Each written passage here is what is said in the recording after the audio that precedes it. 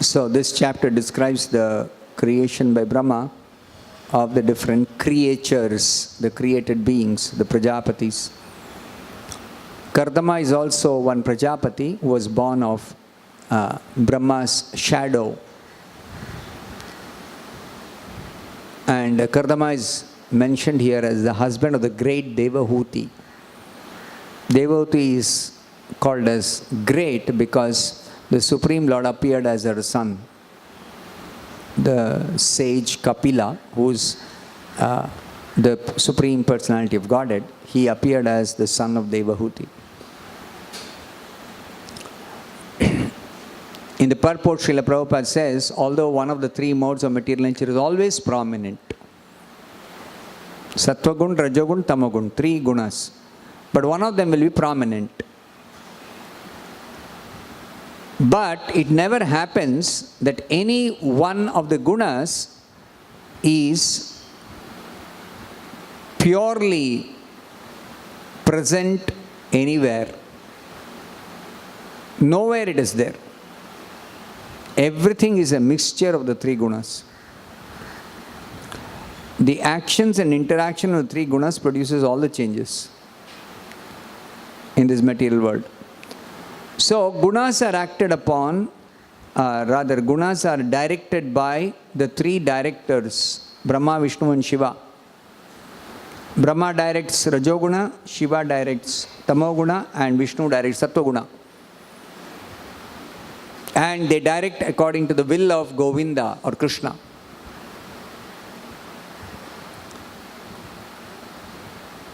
The sons of Brahma generated from the body or mind of Brahma were generally in the modes of passion and ignorance. But an exception to this is Kardama was in the mode of goodness. And Narada is always transcendental to all the three gunas. Narada was born in the transcendental state of Brahma. Narada, because of his devotional service, he is always aloof from the gunas. The Supreme Lord is always aloof from the gunas, and his devotees who are engaged in pure devotional service to Krishna are always transcendental to the gunas. They are never affected, they are never touched by the gunas. Then here is another interesting verse which you have to carefully understand. Maitreya is telling this to Vidura. He was having some hesitation in telling this, but still he mentioned it. He says, we have heard that Brahma had a daughter named Vak. Brahma created the Prajapatis, but he also had a daughter named Vak. This daughter of Brahma was born from his own body, and she attracted the mind of Brahma. And although she was not inclined sexually towards Brahma, he became attracted to her sexually to enjoy sex. So we have to carefully understand this. Several points are made in the purport by Srila Prabhupada. Prabhupada is quoting the 9th canto of the Bhagavatam. This is a statement by one king Yayati. Yayati was the emperor of the world, and he happened to marry the daughter of Shukracharya by name Devayani.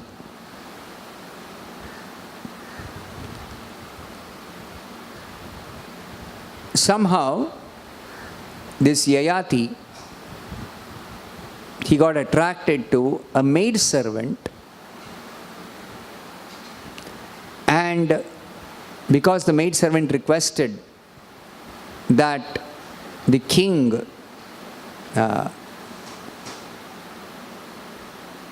give her a son, so Yayati had sexual intercourse with this maidservant and a son was born.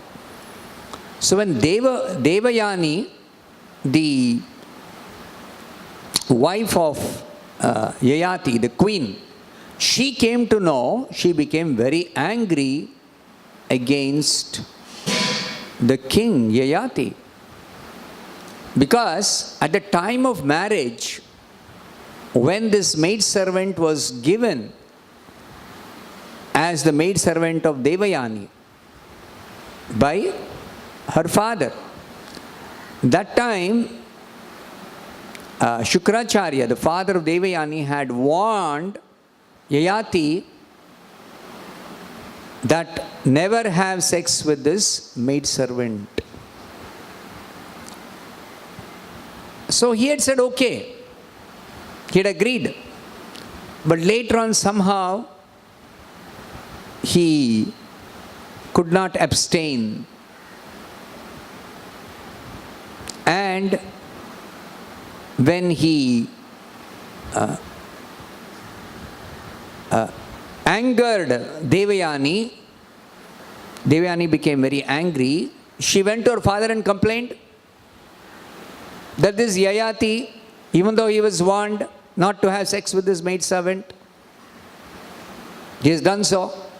So Shukracharya became very angry against Yayati and he cursed Yayati. Because of this misbehavior, I curse you, become prematurely attacked by invalidity due to old age. Invalidity due to old age means the senses lose their strength. All the senses become very weak. So then Yayati went and begged Shukracharya that I still not satisfied my material desires. So with a sensually weak body, I'll be frustrated in my attempt to enjoy life. I'm still a young person. So kindly give me back my youth. So Shukracharya said that once I have cursed you and the curse has taken effect, I cannot do anything to reverse the curse. Somehow Yayati persisted and Shukracharya found a way out. He said that if you can bring a young person who has got a lot of prowess, youthful energy, then I can make him give you his youth in exchange for your old age. And later on, after some number of years, you can give back your youth to this other person and he will have to give back his old age to you. So 2 times exchange offer is possible. So Yayati was very happy. So he said, I have 4 sons. So they are very devoted to me. So any one of them will definitely agree. So he went to his eldest son by name Yadu. Yadu of the fame Yadu dynasty in which Krishna appeared. Yadu, this eldest son of Yayati. Yadu was very, very devoted to following the path of dharma. So father thought he is so very devoted, he will definitely agree. So the father went and requested his son. The son refused. So father was shocked. So he asked, my dear son, what is the reason you are refusing? So then Yadu explained to his father Yayati that I am serious about self-realization. So for one serious about self-realization, if he does not properly live his young age, his youthful stage does not properly follow everything that is required, then he will not be successful in self-realization. So because I am very serious, I don't want to give away my youth.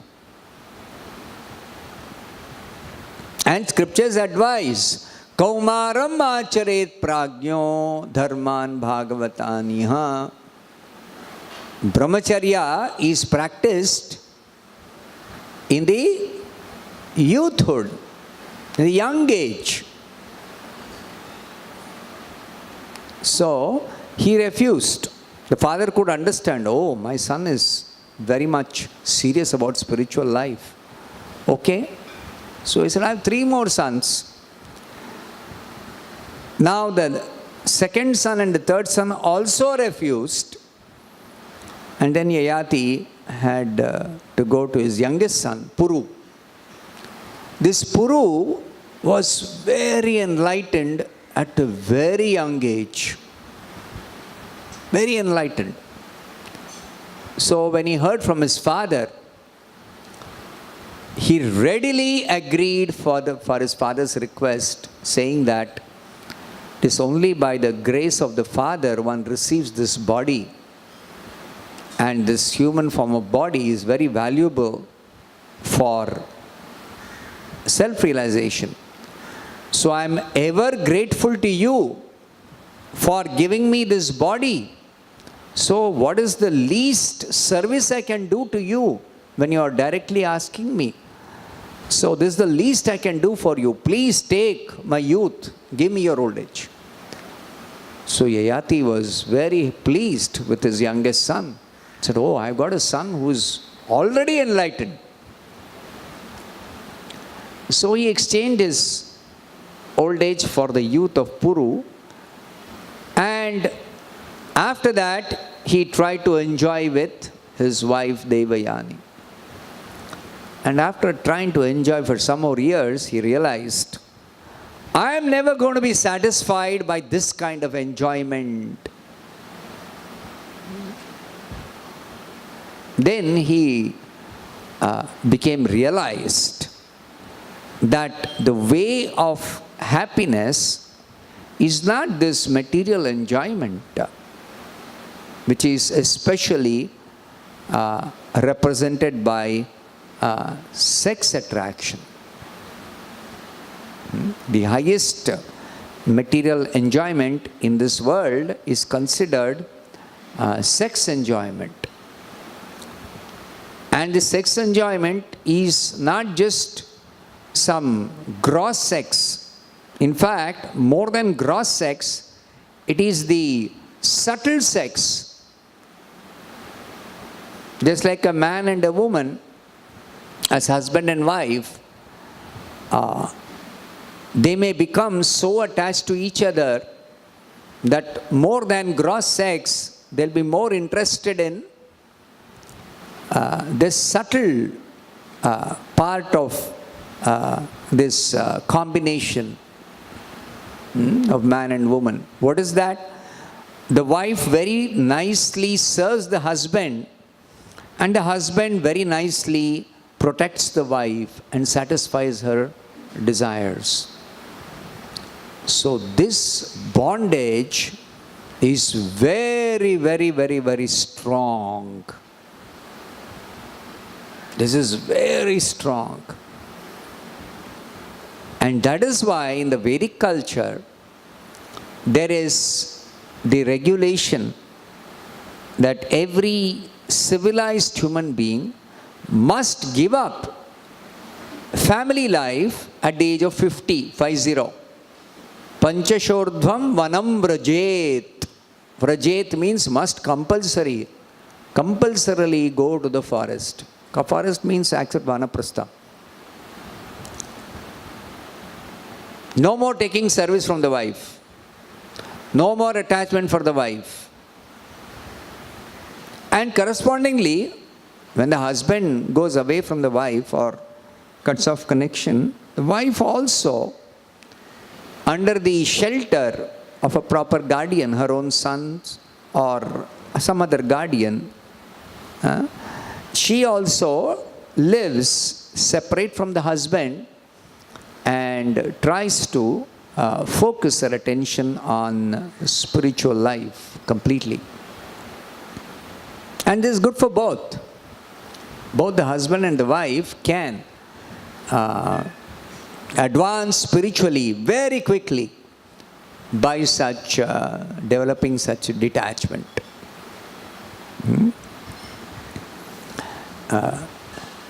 So Yayati got this realization, and he told his wife Devayani that the scriptures say, Matra swasra duhitra va na aviviktasana bhavet balavan indriya gramo vidvamsam api karishyati. Because the senses are very, very strong, one should be very careful not to closely associate with one's mother, sister or daughter. Carefully note, it says mother, sister or daughter. That means in family life, close association for a man is allowed only with his wife.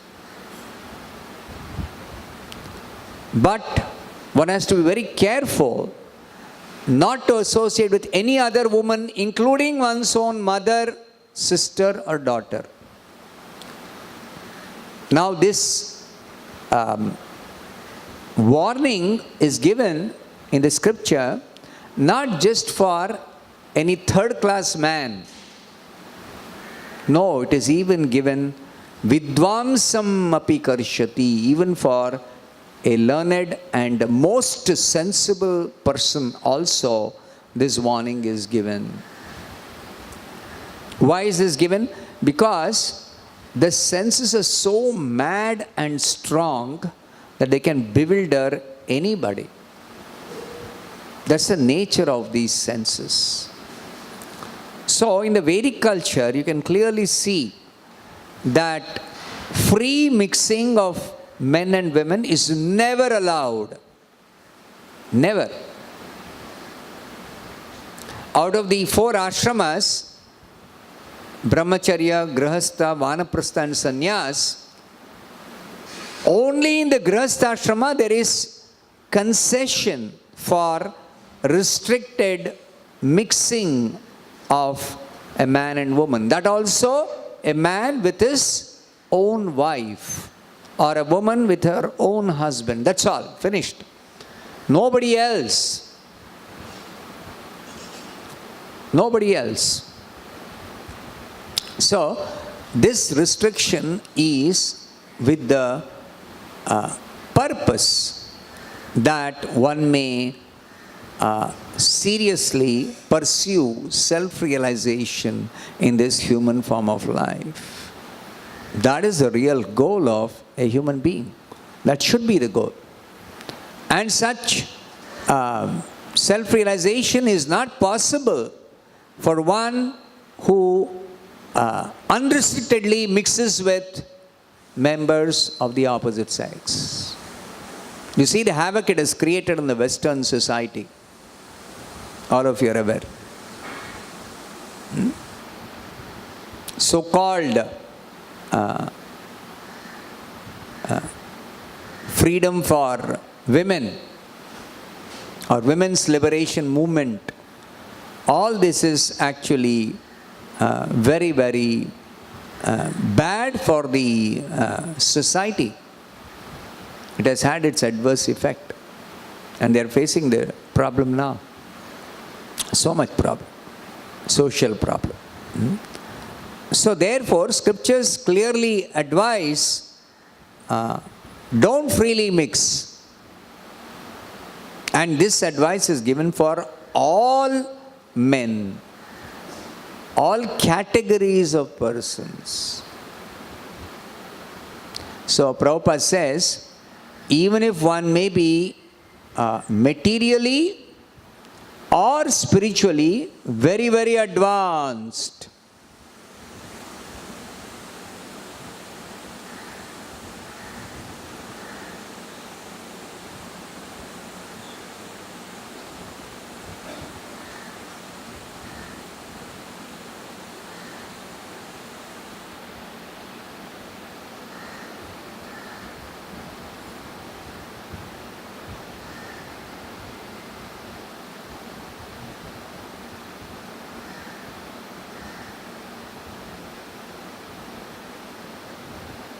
Even one who is very, very materially or spiritually advanced can become a victim. And the example is Brahma. Brahma himself, he got attracted. So, therefore, the lesson for us, now Prabhupada clarifies, this extraordinary immorality on the part of Brahma was heard to have occurred in some particular kalpa, but it could not have happened in the kalpa in which Brahma heard directly from the Lord the 4 essential verses of Srimad Bhagavatam. Why? Because after hearing the Bhagavatam in just 4 verses directly from the Lord, Brahma was given the benediction that he will never become bewildered in any kalpa whatsoever in the future. So, this particular incident has occurred before Brahma heard the 4 essential verses of the Bhagavatam from the Lord. So, Brahma is not to be considered as fallen. Brahma is not to be considered as fallen. And Brahma is the Acharya in our Sampradaya, Brahma Sampradaya, heading the Sampradaya. So, his character is spotless. Sometimes some people mention, oh, even Brahma had a fall down.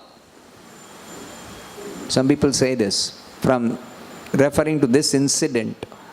No, it is not a fall down on the part of Brahma. Simply to teach us. Maitreya is mentioning this very cautiously. We have heard that Brahma had a daughter named Vak. So, it is said here, Maitreya hesitated to state this anomaly on the part of Brahma. But still he mentioned it because sometimes it so happens that although one may be very, very, very learned, Brahma is the most learned in the whole universe. Because Brahma has studied the entire Vedas 3 times. Brahma has studied the entire Vedas 3 times. Who can be more learned than Brahma in the whole universe? Nobody. So, such a learned person also, the danger is there. Although Brahma is protected by the Supreme Lord because he is a devotee, pure devotee. So he is protected. Nothing happens. Whereas somebody else can become a victim very easily. And in the history, we see so many people falling victim. So many people. Ravana, he was so powerful. He had so much mystic power. He had done so much tapasya. But he could not control his urge for enjoying women. And he had married the most beautiful princesses from all over the universe. But he could not realize that in this way I can never achieve the inner satisfaction. So he went on searching. Somebody more beautiful, somebody more attractive. And finally he kidnapped Sita. And that was the cause of his ruination. Completely ruined. You see? So one has to control this urge. Materially, anybody has taken birth in this material world as a creature. Under the spell of the illusory energy, this attraction is there to different degrees. But it has to be controlled, and it is possible to control only by spiritual method. There is no other method. Spiritual method, the control is param drishtva nivartate, than any other materially attractive person, a woman. So he showed that person the deity of Ranganatha. And the person, by the blessing of Ramanujacharya, became attracted to the deity of Ranganatha in Srirangam. And then he completely gave up all his material attachments. So it's possible. Definitely it's possible. If not immediately, with time, by practice, we can develop spiritual attraction. And spiritual attraction is billions and trillions. We can't even count how much more powerful than any material attraction. It's very, very, very powerful. As powerful as Krishna. So we can expect that such spiritual attraction will very easily help us in our spiritual advancement. I'll stop here. Grantaraj Srimad Bhagavatam ki jai, Srila Prabhupada ki jai.